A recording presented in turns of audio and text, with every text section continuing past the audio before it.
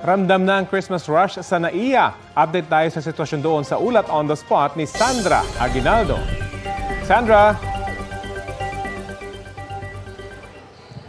Yes, Rafi, patuloy nga yung pagbabantay natin dito sa NAIA. At dito po sa aking kinalalagyan, dito sa NAIA 3, makikita nyo naman sa akin likuran yung dami ng mga nag-aabang para sa kanilang mga mahal sa buhay na uuwi at lalo na ngayong Kapaskuhan. At ilan nga po sa ating nasaksihan kanina ay yung mga reunions, yung pagtatagpo ng mga pamilya. Ilan sa ating mga nakausap na OFW ay galing sa Taiwan at meron ding nang galing sa Middle East. Masasabi, Rafi, na normal naman yung ganitong salubungan ng mga Pilipino kapag may umuuwing kaanak mula sa abroad. Pero ngayon, kapansin-pansin na may karamihan din talaga yung tao dito na nag-aabang.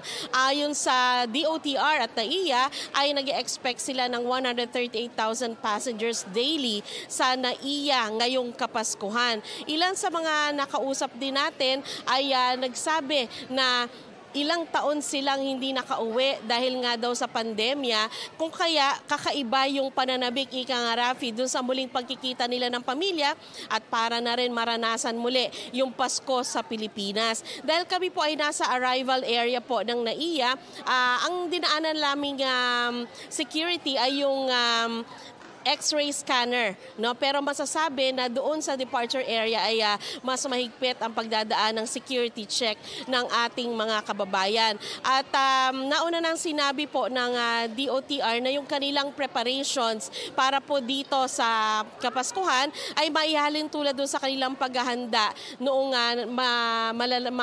special na mga holiday sa bansa gaya noong Undas, kung saan mararanasan yung exodus na ating mga kababayan. Ayon sa CAAP, pinaasahan nilang mahigitan ang 2 million airline passenger arrivals na naitala noong Disyembre ng nakaraan taon. Handa naman daw ang 44 na airport na hawak ng CAAP sa dagsa ng pasahero, kabilang na ang pagtitiyak sa seguridad ng mga ito. Rafi, dito sa aking kinalalagyan sa Terminal 3 ay ang sumasalubong sa mga nagsisidating na mga OFW at mga balikbayan, pamilya. At kung sila'y sumalubong, meron pa talaga silang dalang banner, bulaklak, at sila'y nag-cheer kapag nakikita nila yung dumating nila na kaanak. So yan muna po ang pinakahuling ulat mula dito sa NAIA. Rafi?